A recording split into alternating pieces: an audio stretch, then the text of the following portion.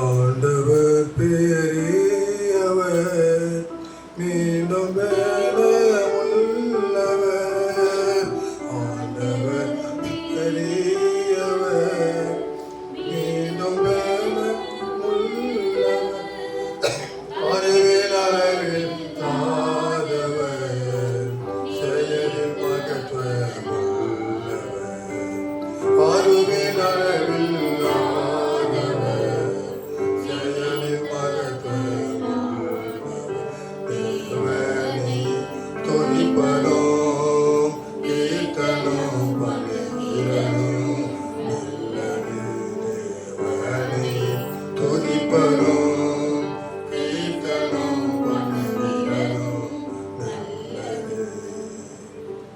எங்கள் அன்பின் பரலோக பிதாவே, தர்மயம் மகிழ்ச்சியமான நம்முடைய தொழுகையின் ஒரு நாளுக்காய் நன்றி ஆண்டவரே.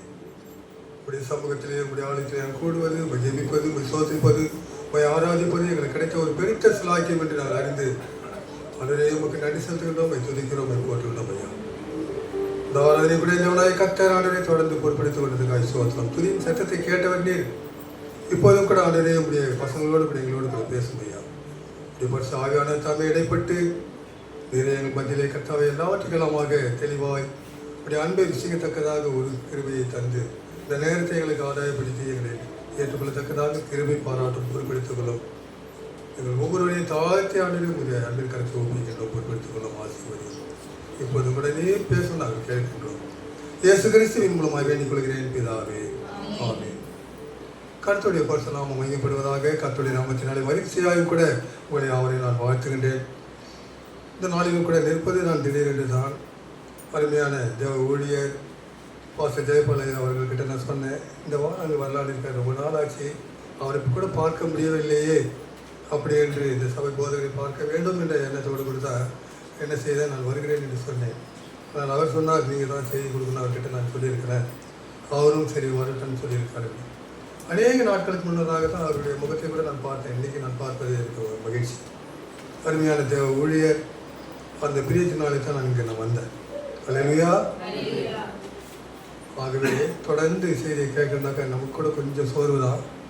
ஆகவே தெளிவோடு கூட சில காரியங்களை நம்ம பார்க்கலாம். வேதத்திலே சில காரியங்களை சொல்ல அதற்கு முன்னதாக என்னை பற்றி கூட ஒரு சிறு காரியத்தை உங்களுக்கு சொல்கிறேன். அநேகருக்கு நான் புதுமுகம்தான்.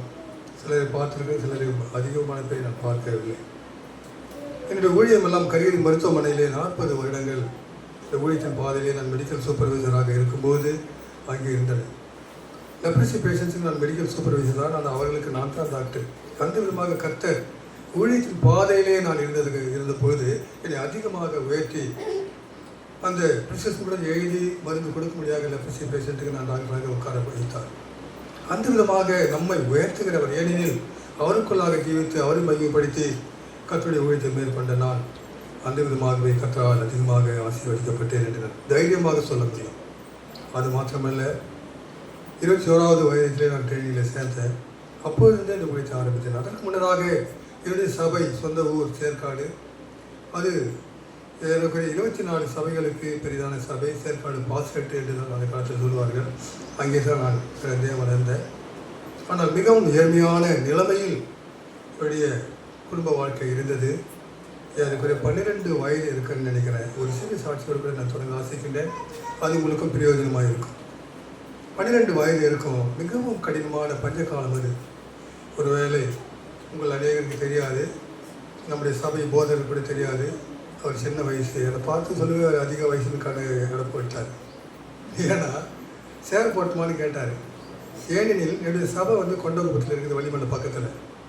அங்கே நான் முன்னே சேரை போட்டுருவாங்க, செய்தி கொடுக்க சொல்ல அங்கே தான் உட்காந்துருக்கேன்.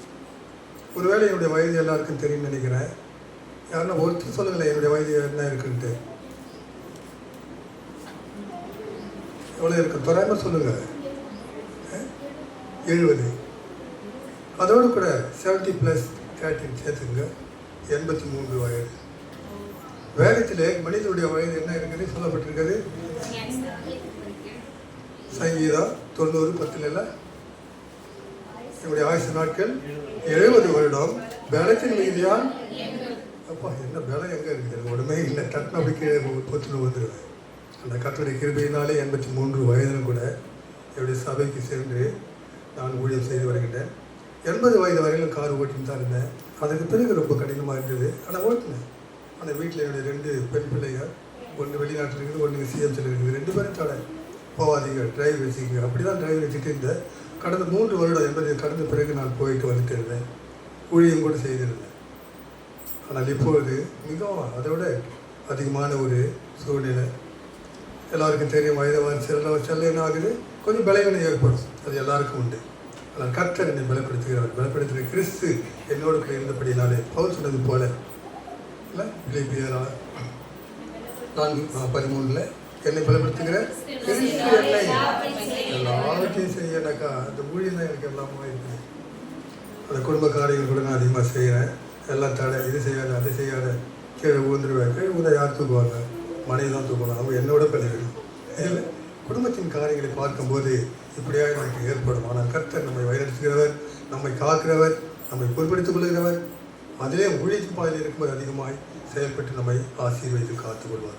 அங்கே கரியரி மருத்துவமனையில் நான் இருக்க சொன்ன நிறைய இந்து பேஷண்ட்டுங்க வருவாங்க. கர்த்தர் பாரு, அதிசயமாக அங்கே இந்துக்கள் மத்தியிலே ஊழியம் செய்யும்படியாக கர்த்தர் கிருபை தந்தார். அங்கே இருக்க சொல்ல நான் கிராஜுவேட் ஆன பிஏ, அதன் பிறகு தியாலஜி படித்தேன். அதன் பிறகு அதோட போஸ்ட் கிராஜுவேட் எம்டியும் படித்து முடித்தேன். அதன் பிறகு ஆர்டினேஷனும் எடுத்தேன். அதன் பிறகு லைசன்ஸும் மேரேஜ் நடத்துறதுக்கு வாங்கினேன். அங்கேயும் மற்ற இடங்களிலேயும் என்னுடைய சபைகளிலும் இந்த கல்யாணம் கூட நடத்தும்படியாக கர்த்தர் கிருபை பாராட்டினார். அது மாத்திரமல்ல, அநேகருக்கு ஞானஸ்தானம் கொடுக்கும்படியாக கூட கரியரி மருத்துவமனையில் இந்துக்களுக்கு கொடுக்கும்படியாக கர்த்தர் கிருபை செய்தார். இந்த விதமாக அங்கே ஊழியத்தை ஆசீர்வதித்து கடைசியில் 5 வருடங்கள் அந்த மெடிக்கல் சூப்பர்வைசரோடு கூட சாப்ளினாகவும் அங்கே ஒரு ஆலயம் இருக்கிறது கரியரில், அதிலே நான் இன்சார்ஜாக இருந்தேன். இப்படியாக அதிகமாக கர்த்தர் என்னை உயர்த்தினார். அந்த 12 வயதில் இருக்கும்போது மிகவும் கடினமான பஞ்சம் என்று உங்களுக்கு சொன்னேன். அதை மட்டும் சொல்லியிருந்தோம். செய்திக்கு சில நேரங்களை கடந்து செல்லலாம். அப்போ சாப்பாட்டு கூட ரொம்ப கஷ்டம். 10 வயது பிள்ளை 8வது படிக்கும்போ 10 வயது பிள்ளைகள் 8வது படிப்பாங்க. யாரும் இருக்கிற 10 வயது பிள்ளைங்க என்ன 5வது தான். ஆனால் 13 வயதில் தான் நான் 5வது போவேன். சும்மா போயிட்டு வந்து வருவேன். சாப்பாடையில் ஒன்றும் இல்லை. அப்போ போர்டிங் அனுப்பணும். எல்லாத்தையும் சரியாக கூட எழுத மாட்டேன். எல்லாத்தையும் போயிட்டு அனுப்பலை. 13 வயதில் அப்புறம் பாஸ் பண்ணி ஆரணிக்கு என்ன அனுப்புகிறாங்க. 13 வயது பாருங்கள். அதுக்கு முன்னதாக 12 வயசு 11 வயசு 12 வயசில் நான் என்ன செய்தேன், சாப்பாட்டுக்கே கஷ்டம். வீட்டில் சேர்க்காடு 10 கிலோமீட்டருக்கு அதிகமாக இருக்குது இங்கேருந்து காட்பாடியில்.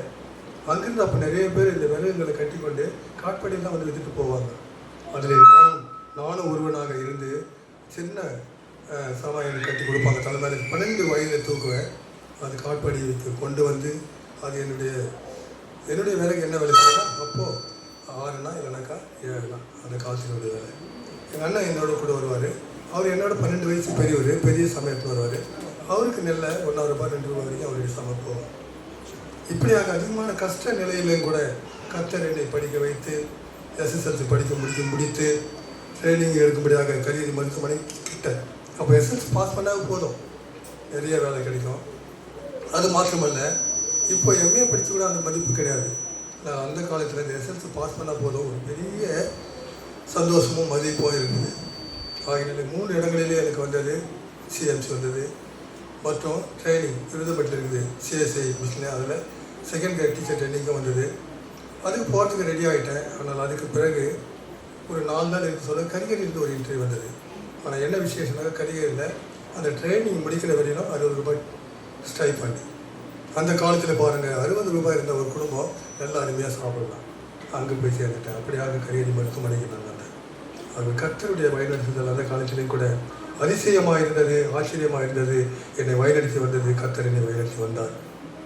அதன் பிறகு ரிட்டையர் ஆன பிறகு எல்லாரும் செய்கிறாங்க. ஒரு ஊழியம் செய்கிறாரு, ஒரு வழி செய்கிறாரு, நல்லா பாட்டு பாடுறாரு, எல்லா காரியங்களும் செய்கிறாரு. ரிசைன் பண்ணிட்டு ஊழியத்துக்கு போயிடுவாருன்னு நினச்சாங்க. ஆனால் நான் உடலை. ஏன்னாக்கா இந்துக்கள் மத்தியிலே அங்கே ஊழியம் செய்யும்படியாக கர்த்தர் கிருபை பாராட்டினார். ஆகவே அங்கேயே நான் இருந்தேன். 40 வருடங்கள் முடிந்தது. அதன் பிறகு வந்தேன். இப்போ வள்ளிமலை பக்கத்தில் கொண்டகுப்பம் என்ற இடத்துல ஒரு ஆலயம் கட்டியிருக்கிறேன். அந்த ஆலயத்தில் இப்போது எனக்கு உதவியாக ஒரு பாஸ்டர் வருகிறாரு. அதன் பிறகு உபதேசார் என்றவனும் ஒருத்தர் இருக்கார். அவங்க இன்றைக்கி அவங்க தான் போய் அங்கே நடத்துவாங்க. நான் அடிக்கடிக்கு இப்போ போக முடியறதில்லை. ஆகவே தான் இதை சந்தர்ப்பமாக ஏற்படுத்தி கர்த்தர் இங்கே வந்து உங்கள் மத்தியில் இருக்கும்படியாக அவர் கிருபை நடத்தினார். அல்லேலூயா. உங்களை அனைவரும் பார்ப்பது எனக்கு மிகவும் சந்தோஷம். கர்த்தர் பெரியவர், பெரிய காரியங்களை நம்ம மத்தியில் செய்கிறவர். அவர் நம்மை பொறுப்பெடுத்துக் கொள்வார், நம்மை வழிநடத்துவார், நம்மை ஆசீர்வதிவார். ஏனெனில் யார் அவர்? நம்முடைய இயேசுசாமி. யாரு நம்முடைய இயேசுசாமி? யாரு? பிதாவினுடைய சித்தத்தினாலே பரலோகத்தின் வாழ்வை விட்டு இந்த பூலோகத்துக்கு மனிதனாக அனுப்பி வைத்தாரே, அவர் தான் இயேசுசாமி. அவர் நம்ம மத்தியிலே இப்போதும் இருக்கிறார், பரமேறினார்.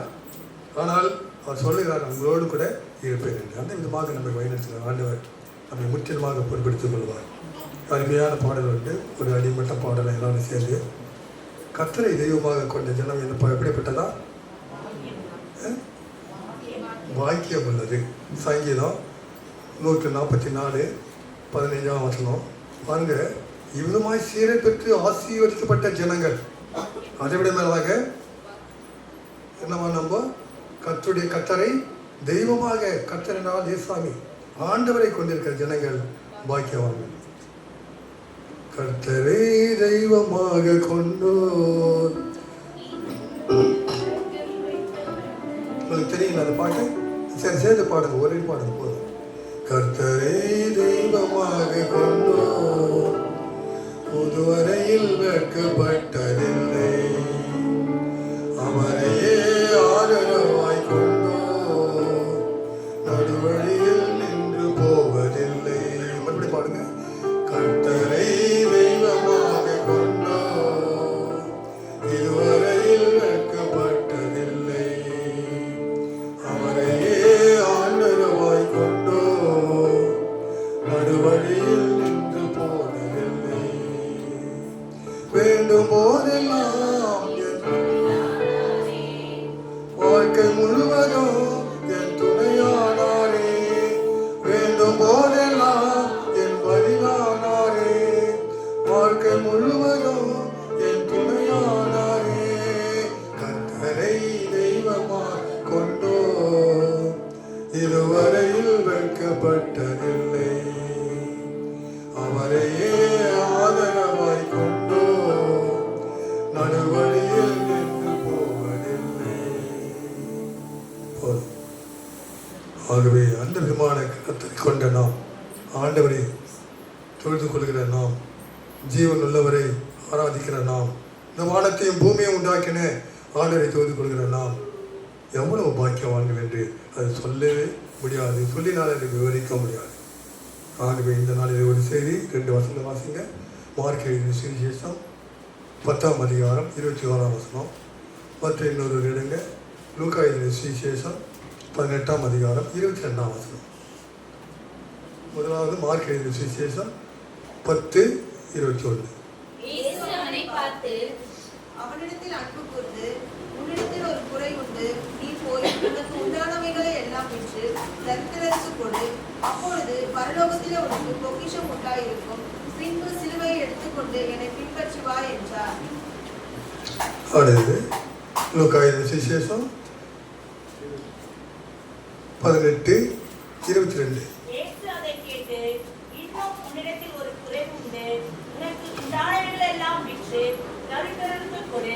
அப்பொழுது பரலோகத்திலே உனக்கு பொக்கிஷம் உண்டாயிருக்கும், பின்பு என்னை பின்பற்றி வா என்றார்.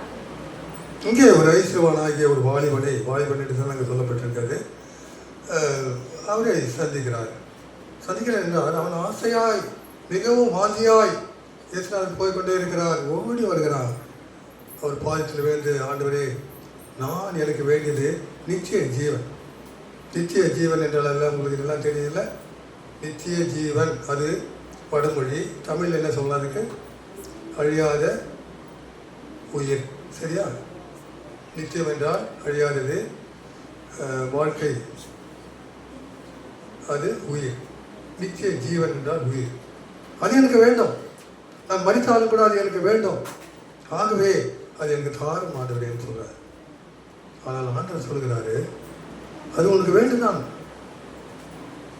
இந்த உலகத்தில் அது விசேஷமானது. ஆகவே ஒன்று நீ செய், கற்பனைகளை கைக்கொள் என்று சொல்கிறார். கற்பனைகள் என்றால் என்ன? உங்களுக்கு எல்லாருக்கும் தெரியல, கற்பனைகள். ஆனால் இந்த ஆகம புத்தகத்தில் நிறைய கற்பனை வரும். விசேஷமானது 10 கட்டளை. 10 கட்டளை எல்லாருக்கும் நம்ம அன்போட தெரியல. சரி, முதல் பாகம் என்ன? 4 வசனம் முதல் 4 வசனங்கள் எல்லாம் அன்போட தெரியுதுன்னு நினைக்கிறேன். உடனே சொல்றீங்க. 4 வசனங்கள் ஆண்டவருக்குரியது. அடுத்த 6 கட்டளைகள் அது நமக்குரியது. அது எங்கே தொடங்குது? உன் தகப்பனையும் உன் தாயும் நல்லவனாயும். அந்த 6 அடுத்தது வரும். அதனால தான் எபேசியர் 1 6:1 சொன்னது. பிரதான கற்பனை எது?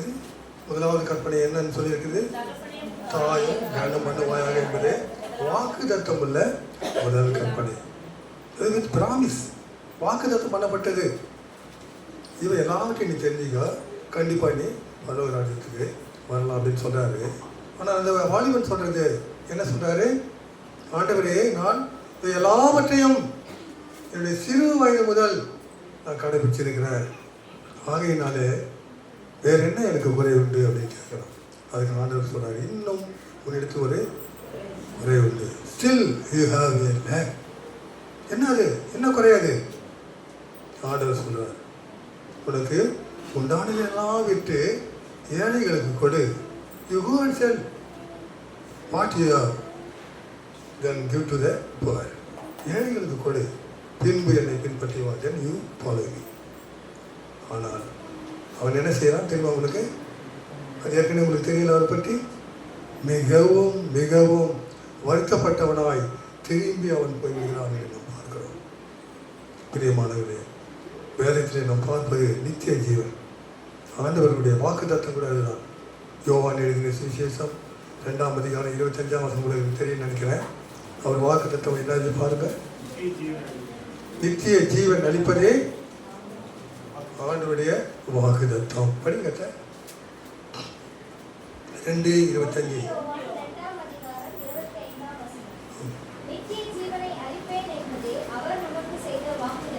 ஆமென். நித்திய ஜீவன் அளிப்பதே என்பதை ஆண்டவராகிய இயேசு கிறிஸ்து நமக்கு கொடுத்த வாக்கு தத்தம். எங்க அவர் சொல்லியிருக்கிறார் அந்த நித்திய ஜீவனை பற்றி? அதுவும் உங்களுக்கு மனப்பாடமான வசனம் தான். யோவான் 3:16. தேவன் தம்முடைய ஒரே பேரான குமாரனை விசுவாசிக்கிற எவனோ அவன் கெட்டு போகாமல் நித்திய ஜீவனை அடைவான். அதை தந்து இவ்வளவாய் உலகத்தில் அன்பு கொண்டார். ஆங்கிலத்தில் பாரு, இவ்வளவாய் உலகத்தில் அன்பு கொண்டார்.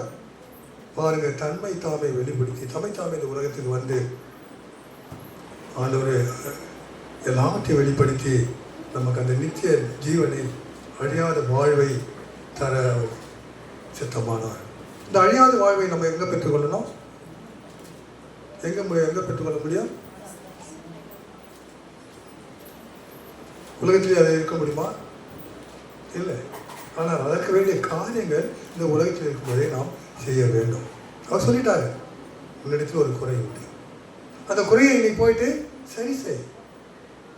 அது என்ன குறை? தெளிவாக சொல்லுகிறார். உனக்கு உண்டானது எல்லாவற்றையும் விட்டுடு, அது ஏழைகளுக்கு கொடுத்துடு, அதன் பிறகு என்னை பின்பற்றி வா. யோசனை பண்ணா நிறைய பணக்காரன், நிறைய செல்வம் இருக்கிறது. அவர் விட்ட முடியல, வருத்தத்தோடு கூட திரும்பி போனான் என்று நாம் பார்க்கிறோம். பிரியமானவர்களே, வேதம் சொல்கிறது, பணப்பிரியன் பணத்தினாலே என்ன ஆகுது? திருப்தி அடைவதில்லை. படிங்க 2 சங்கீதம் 5:10. பணப்பிரியன் பணத்தினால திருப்தி அல்ல, செல்வப்பிரியன் செல்வத்தினாலும் கூட அவன் நல்ல திருப்தி ஆவது இல்லை. படிச்சீங்களா? சங்கி 5ஆம் அதிகாரம் 10ஆம் வசனம். ஆமென். பணப்பிரியன் பணத்தினால் திருப்தி அடைவதில்லை, செல்வப்பிரியன் செல்வ பெருக்கினால் திருப்தி அடைவதில்லை, இதுவும் மாயையே. அதுவும் எல்லாம் ரொம்ப வேலைக்கு தான். உலகத்தில் அநேக காரியங்களை நாம் பார்க்கிறோம், எதுலேயும் நமக்கு திருப்தி வராது. இது நல்ல ஞாபகம் பட்டீங்க. ஒரு வேளை இந்த உலக வாழ்க்கைக்கு நம்ம ஊருக்கோ பணம் தேவை இல்லை. நேற்று அப்படி தான் வண்டியில் அது கூட போகலான்ட்டு இந்த பிள்ளைங்க சொல்லிட்டாங்க, ஸ்கூட்டர்லேயே நீ போகலான்ட்டு. ஆனால் இன்றைக்கி டபுள்ஸில் ஏற்றின ஐயாவை நான் தான் வந்தேன். எங்கே போகணும் எங்கே போகணும்னா தெரியாது. ஆனால் கர்த்தர் எங்களை வழிநடத்தினார், இவங்க கொண்டு வந்து சேர்ந்தார். தடமாட்டம் தான். அதுக்கு முன்னே 1 வருடத்துக்கு முன்னே 3 தடவை நான் அந்த ஸ்கூட்டரில் இருந்து கீழே விழுந்தேன். முதல் ஒரு கால், ரெண்டாவது இன்னொரு காலடி, மூணாவது இந்த கை அடி, இப்படியெல்லாம் ஆனது. ஏறக்குறைய 1 வருடம் அந்த வழியெல்லாம் போகிறதுக்கு ஆச்சு. அப்போ கூட சொல்ல பேச்சு, ஆண்டோடைய சொல் பேச்சு கேட்காத வண்டி ஓடினிருக்கிறேன். என்ன செய்ய முடியும்? பெற்றோருடைய சொல் பேச்சு கேட்காத பிள்ளைங்க மாதிரி தான். ஆனால் கர்த்தருடைய வழிநடத்துதல் ஊழியத்தின் பாதையிலே இம்மட்டுமா என்னை வழிநடத்தி வருகிறது. அதற்காக நான் கர்த்தருக்கு நன்றி செலுத்துகிறேன். அல்லேலூயா, அல்லேலூயா. ஆண்டவரை பாருங்க, பணம் நமக்கு தேவைதான் இல்லை. அதனால முழுமையான திருப்தி வரவே வராது. ஒரு வேலை அதிகமான செல்வம் இருக்கலாம், ஆனால் அதனாலே நம்ம விழுந்து போகக்கூடாது. வேதத்தில் நாம் பார்க்கும்போது ஆண்டவர் அருமையான ஒரு ஊமையை சொல்றார். ஒருவனுக்கு நிறைய நிலம், நிறைய விசாரமான நிலம் நல்லா விளைஞ்சது. என்ன செய்யறாரு? இருக்கிற வீட்டை எங்கே இடிக்கிறாரு? அந்த அந்த காலத்தில் பெரிய பெரிய உரன்னு சொல்லுவாங்க, அதெல்லாம் இடிக்கிறாரு. பெருசாக காட்டுறாரு, எல்லாத்தையும் சேர்த்து வச்சுட்டாரு. ஆண்டவர் அதை சொல்றாரு. பாருங்க, லூக்கா சுவிசேஷம் 16ஆம் அதிகாரம் 16ஆம் வசனத்திலிருந்து 23ஆம் வசனம் வரைக்கும். அதில் இந்த 20ஆம் வசனத்தை படிங்க. 12ஆம் அதிகாரம் லூக்கா 12:20. தேவனோ அவனை நோக்கி, மதிகேடனே, உன் ஆத்துமா உன்னிடத்திலிருந்து இந்த ராத்திரியிலே எடுத்துக் கொள்ளப்படும். அப்பொழுது நீ சேகரித்தவைகள் யாருடையது ஆகும் என்றார். இந்த ராத்திரியிலே உன் ஜீவன் போக போகிறது. நீ திருப்தி ஆகிற ஆத்மாவை பார்த்து சொல்ற. கடவுள் நம்பிக்கையே இல்லை, கடவுளை பார்க்கவே இல்லை, ஜபிக்கிறதும் கிடையாது. ஆனால் கர்த்தருடைய வார்த்தை அவனுக்கு என்ன சொல்லுது? இந்த ராத்திரியிலே உன் ஆத்மா எடுத்துக்கொள்ளப்படும். நீ உணவு சேர்த்து வச்சிருக்கிறே, எல்லாம் என்ன ஆகும்? ஒரே திகில், பயம். அடுத்த வசனம் படிக்கிறதுல, தேவனிடத்தில் ஐஸ்வர்யமாய் இராமல் தனக்காகவே பொக்கிஷங்களை சேர்த்து வைக்கிறவன் இப்படியே இருக்கிறான் என்றார். ஐஸ்வர்யத்தை விரும்புகிறார் ஆண்டவர். எங்க ஐஸ்வர்யம் இருக்கணும்? நமக்கு தேவனிடத்தில் இருக்கணும். நம்முடைய ஆண்டவரை இயேசு கிறிஸ்துவிடம் இருக்கணும். பணம் வச்சுக்க, பணத்து பேரே நம்முடைய எண்ணம் இருக்கக்கூடாது. பணம் தேவைதான், வைத்துக் கொள்ளுங்கள். ஆனால் அதே கட்டளை யாருக்கு வந்தது? அந்த ஐஸ்வர்யம், அந்த எனக்கு நித்திய ஜீவன் வேண்டும் என்று சொன்னானே அந்த வாலிபனுக்கு வந்தது. நீ போ, எல்லாத்தையும் விட்டுவிடு, பின்பு என்னை பின்பற்றி வான்னு சொல்றாரு. ஏன்னா அவனுடைய வாஞ்சை அப்படியா இருந்தது. நல்ல அருமையான ஒரு வாஞ்சை. ஆண்டவர் அவனை ரொம்ப நேசித்தார், அவனிடத்தில் அன்பு கூர்ந்தார். ஆகினாலே நீ இது செய்வா, அதன் பிறகு என்னை பின்பற்றி வான்னு சொல்றாரு. அவனால் முடியல. அந்த வாஸ்தி எல்லாம், அந்த பணம் எல்லாம் அவனை அப்படியே நெருக்கி முடித்து போட்டது. அதே விதமாக இந்த பணத்தினாலே சீக்கிரமாக மடிந்து போன ஒரு தீர்க்க தரிசன வேதத்தில் உண்டு. யார் தெரியுமா? அவரு பிளேயோ. என்ன செய்யறாங்க இஸ்ரேல் ஜனங்கள்? எத்தனை வருஷம் இருந்தாங்க எகிப்து தேசத்தில் அடிமைகளாக? 430 வருடம். 430 வருடம் பிறகு அவர்கள் விடுதலை கொடுத்தார், நடந்து வராங்க. ஆனால் வழியில் அநேக தடைகள், அநேக சண்டைகள், அநேக ஜாதிகளோடு சண்டை, போராட்டம் எல்லாத்தையும் மேற்கொண்டு கர்த்தர் வழிநடத்தி வருகிறார். ஆனால் அங்கே வரும்போது அந்த பாலக் என்ற ஒரு ராஜா, அது மீதியானருக்கு ராஜாவாக இருக்கிறாரு, அவர்கிட்ட போகிறாங்க. அவன் என்ன கேள்விப்பட்டான்? இங்கே ஒரு தீர்க்கதரிசி இருக்காரு, அவர் என்ன செய்வார்? அவர்களை சபித்தா நாம் ஜெயிப்போன்னு நினைக்கிறார். அதனால பெரிய பெரிய பிரபுக்களிலும் நிறைய பணம், நிறைய வெள்ளி, பொண்ணு எல்லாவற்றையும் கொடுத்து அனுப்பி அவரை கூட்டிட்டு வாங்க. ஆனால் அவரே நான் வரமாட்டேன்னு சொல்லிட்டாரு. இன்னும் கூட நிறையா, இன்னும் பெரிய பிரபுக்கள் எல்லாவற்றையும் சேர்த்து மறுபிசையாக அனுப்புகிறார். ஆனால் அப்பொழுதும் கூட சரி என்ன போகலான்னு சொல்லிட்டு கர்த்தரை கேட்குறாரு. நீ போ, ஆனாலும் கூட நான் என்ன சொல்கிறேனோ அதெல்லாம் நீ செய்யணும், அதை தான் நீ அங்கே சொல்லணும். ஆனால் அவன் எதுக்கு கூப்பிட்றான்? இஸ்ரேல் ஜனங்களை பார்த்து சபிக்க நீ வா என்று கூப்பிடுகிறான். ஆனால் அவன் சொல்கிறான், நான் ஆண்டவர் என்ன சொல்கிறாரோ அதை தான் நான் செய்வேன். ஆனால் அந்த மகவாரி சொன்னாரா? இல்லை. உள்ளத்தை அறிந்த ஆண்டவர் அவருடைய உள்ள நிலைமையை அறிந்தார். என்ன சொன்னார் பாருங்க, அவர் என்ன செய்கிறார் பாருங்க. அது என்னாகமம் 22:22 வசனம் வாசிங்க. என்னாகமம் இல்லை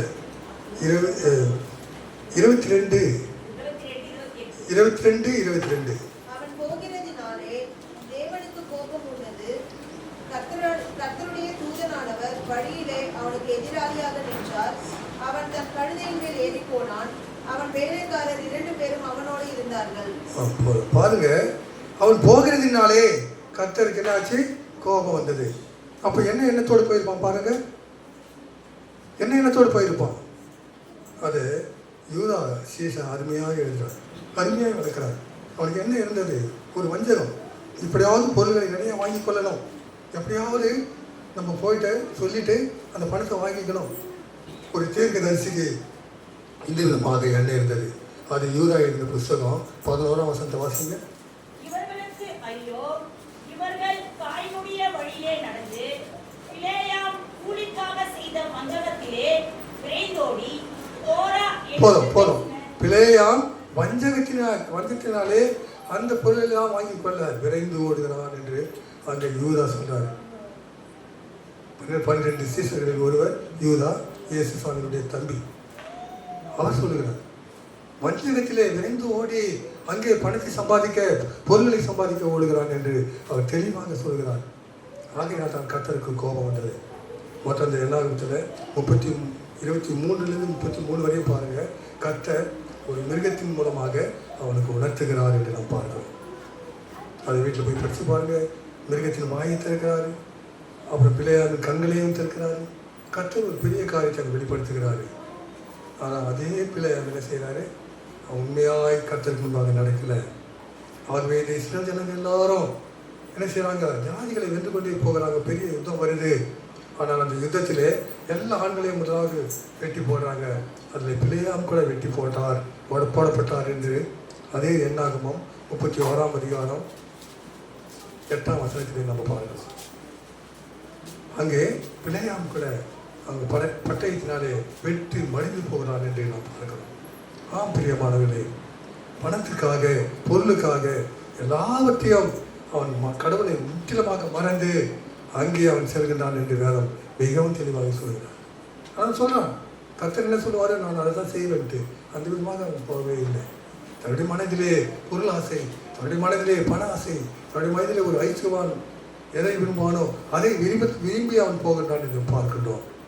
அங்கே அவன் மடிந்து போகிறான் என்று நாம் பார்க்கிறோம். ஆம் பிரியமானவர்களே, தனிமையான காலங்களில் ஒரு வேலை, பொருள், பணம் இவைகள் நம்மை திருப்திப்படுமானால் பரலோகத்திற்கு நாம் பாய்க்கவான்களாக இருப்போமா? அங்கே செல்ல முடியுமா? அந்த வாலிபன் அதை விரும்பினான், ஆனால் அவன் பெற்றுக்கொள்ள முடியவில்லை. அதற்கு என்ன செய்யணும்? கர்த்தருடைய வார்த்தைக்கு நாம் கீழ்ப்படிய வேண்டும்.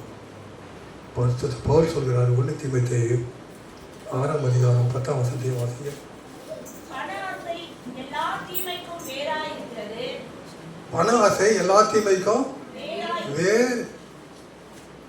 வேறு என்றால் ரொம்ப ஸ்ட்ராங்கானது. சொல்லுங்க, அது படிக்க அடுத்தது. சிலர் அதை இச்சித்து விசுவாசத்தை, ஆண்டவராகிய இயேசு கிறிஸ்து மேல் இருக்கும் அந்த விசுவாசத்தை விட்டு வழுவி விழுந்து போகிறார்கள். ஆம் பிரியமானவர்களே, அந்த விதமான காரியம் அந்த பணத்தின் மேல் யாருக்கெல்லாம் அந்த ஆசை இருக்கிறதோ, பற்று இருக்கிறதோ, பொருள்கள் மேல் விருப்பம் இருக்கிறதோ, இப்படியாக தான் நடக்கும். எல்லாவற்றையும் விட்டு அவர் வழுவி போகிற காரியம் இருக்கிறது. அதுக்கு அடுத்த அவசரம் வாசிப்பாங்க 11.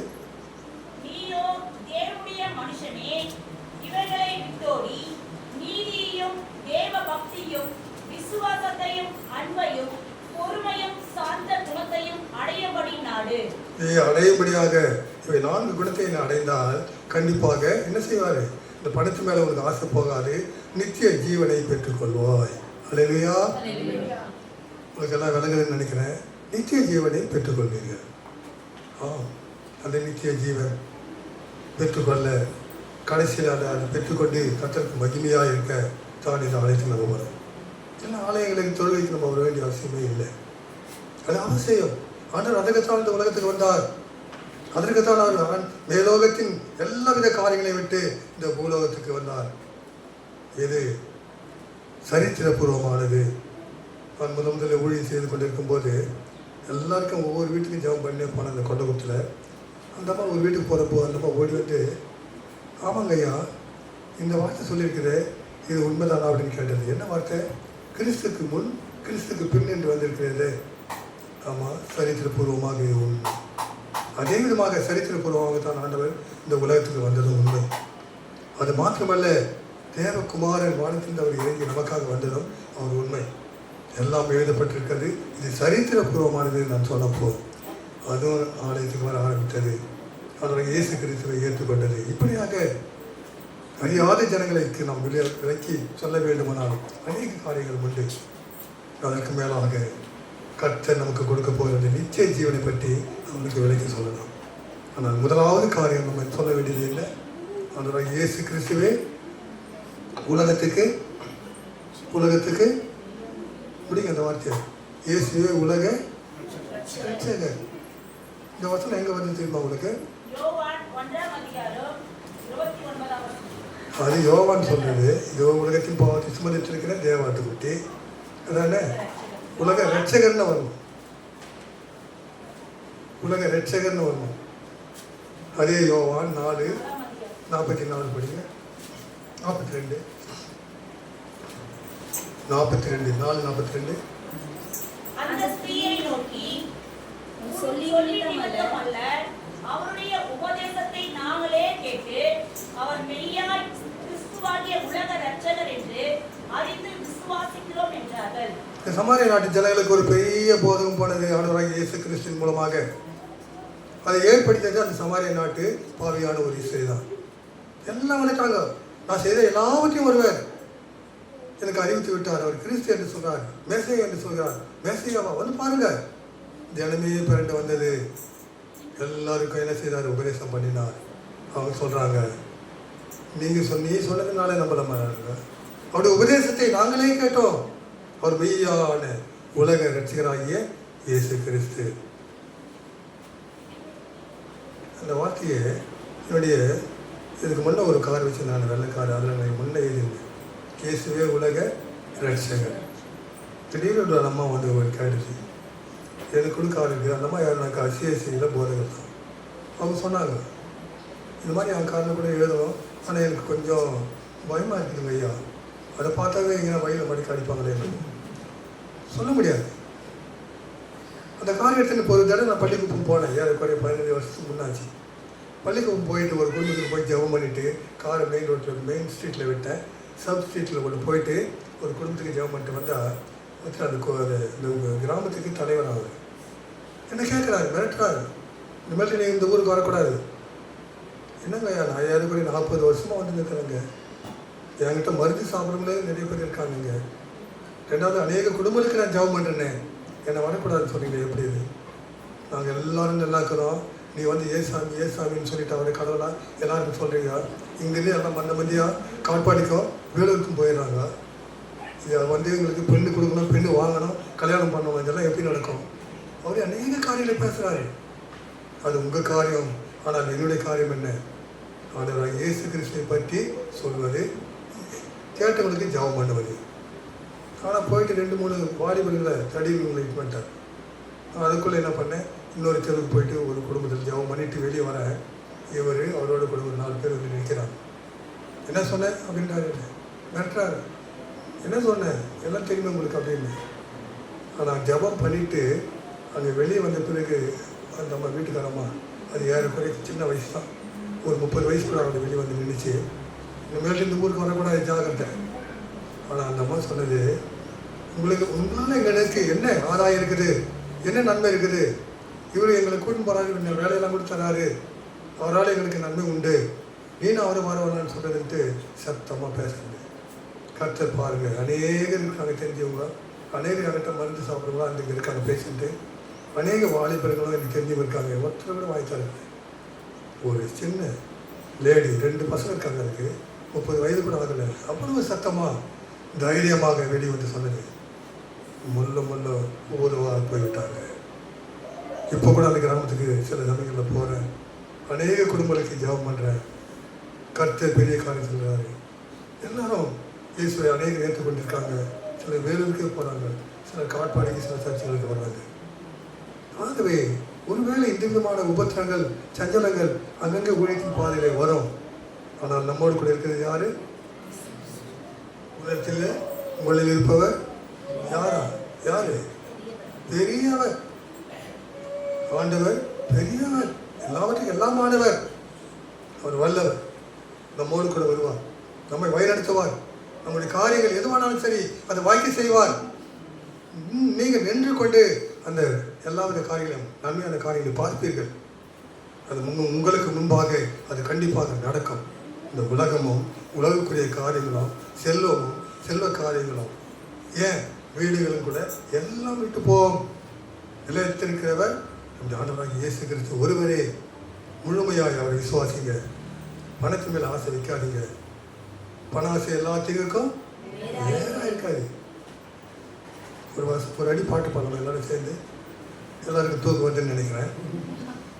கட்டின வீடும் நிலம் பொருளும் கண்டிடும்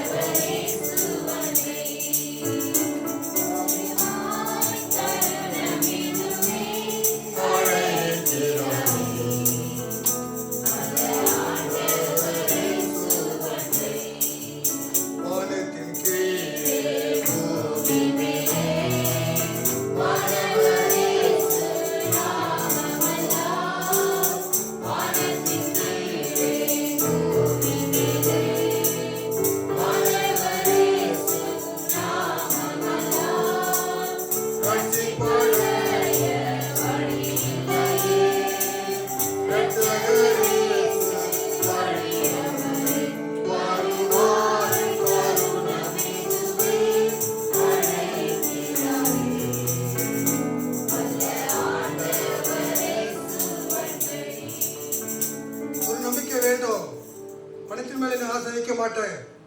என்னை வழிநடத்துகிறவர் என்னை காப்பார், என்னை வழிநடத்துவார். அதான் வேத வசனம் சொல்லுகிறது. அவர் உன்னை விட்டு விலகுவதும் இல்லை, கைவிடுவதும் இல்லை. ஏன் பணத்துக்கு நீங்க ஆசைப்படுறீங்க? எபிரேயர் 13:5 வசனம் வாசிங்க. 13:5 நீங்கள் பண ஆசை இல்லாதவர்களாய் நடந்து உங்களுக்கு இருக்கிறவைகளே போதும் என்று எண்ணுங்க. நான் உன்னை விட்டு விலகுவதும் இல்லை, உன்னை கை விடுவதும் இல்லை. அவர் வாக்குத்தத்தம் பண்ணியிருக்கிறார். அல்லேலூயா. வாக்குத்தத்தம் பண்ணினவர் உண்மை உள்ளவர். அவர் அப்படியே செய்வார். 1 தீமோத்தேயு 4:24 நம்ம பார்க்கிறோம். வாக்குத்தத்தம் பண்ணினவர் உண்மை உள்ளவர், அவர் அப்படியே செய்வார். 5:24. ஆகவே கர்த்தர் பெரியவர், பெரிய காரியங்களை நமக்கு செய்கிறவர், நம்மை வழிநடத்துகிறவர், எல்லாவற்றுக்கும் எல்லாமானவர். எங்கே சொல்லப்பட்டிருக்கிறது? உன்னை விட்டு விலகுவதும் இல்லை, உன்னை கைவிடுவதும் இல்லை. யோசுவா 1:5 நம்ம பார்க்கிறோம். யோசுவா கொடுத்தார். அவருக்கு தடமாட்டோம். இவ்வளவு ஜனங்களை அவர் தேவனுடைய மனுஷன் வழிநடத்தி வந்தார். ஆனால் நான் எப்படி என்ன செய்வேன், ஏது செய்வேன்? ஒரே தயக்கம், மனக்கலக்கம், பயம். வாக்குத்தத்தம் பண்றாரு. நான் உன்னோடு கொடுப்பேன், தொடர்ந்து வழிநடத்தி கொண்டு போ. நான் உன்னை விட்டு விலகுவதும் இல்லை, உன்னை கை விடுவதும் இல்லை. ஆம் தேவனுடைய பிள்ளைகளே, தர்மையான நாளிலே பணத்தின் மேலே நமக்கு நம்பிக்கையா இருக்கிறதா? பணத்தின் மேலே நம்ம நம்பிக்கை வைத்திருக்கோமானால் என்ன ஆகும்? அதற்கு பிறகு பார்த்தா ஒரு உதாரணம் கூட சொல்றாரு ஏசாமி. என்ன உதாரணம் தெரியுமா? ஐஸ்வர்யவான்கள் தேவனுடைய ராஜ்யத்தை பிரவேசிப்பதை பார்க்கலாம். ஒட்டகமானது ஊசின் காலிலே நுழையுமா? அதை படிங்க. அதே அதிகாரத்தில் 10:25. அப்புறம் லூக்கா 18:25 தான்.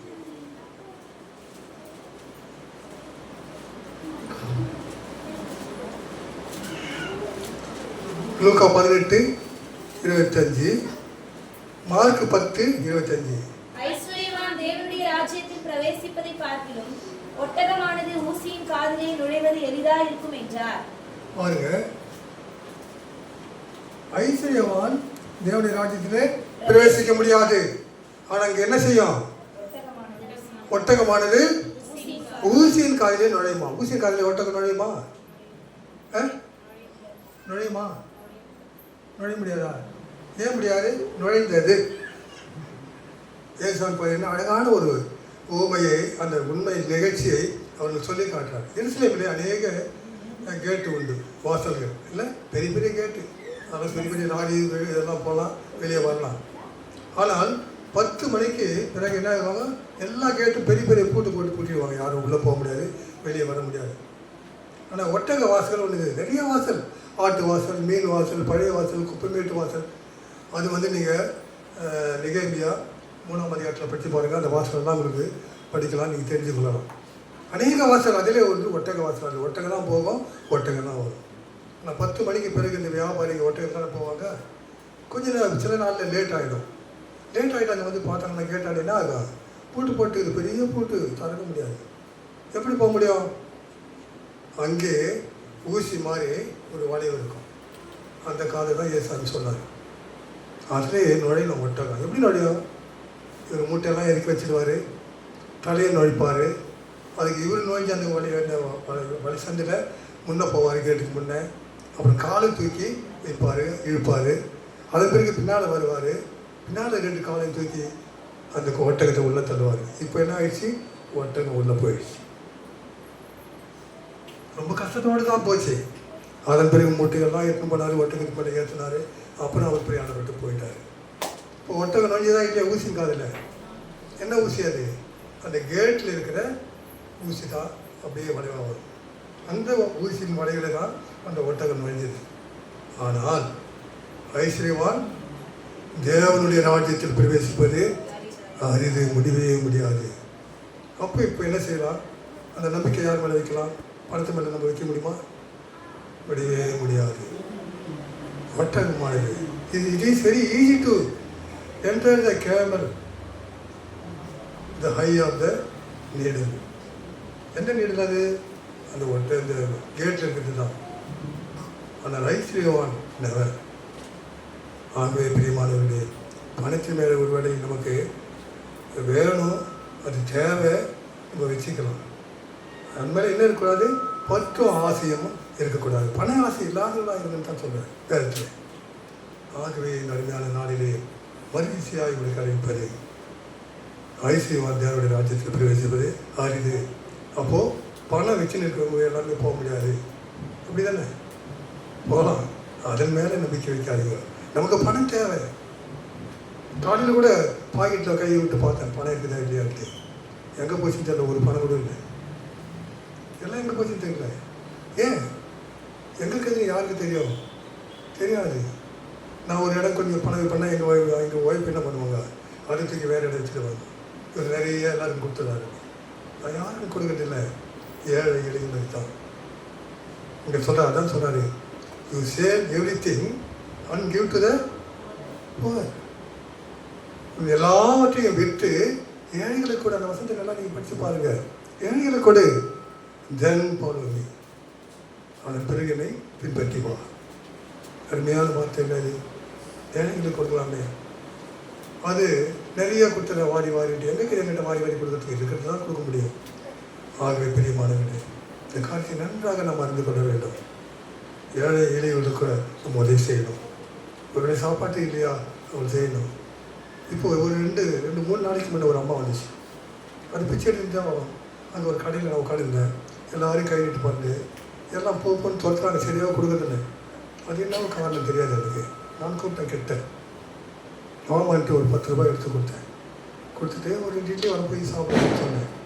அது என்ன சொல்லணும்? அதுக்கு என்ன சொல்லணும்?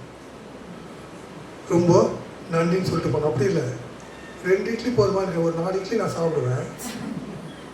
எப்படி இருக்கு பாருங்க. பிச்சை வாங்குறவங்கக்கிட்டே எப்படி இருக்குன்னாக்கா, அதை கொடுக்கவங்க எப்படி இருக்கணும்? அதை அறிந்து தான் நம்ம செய்யணும்.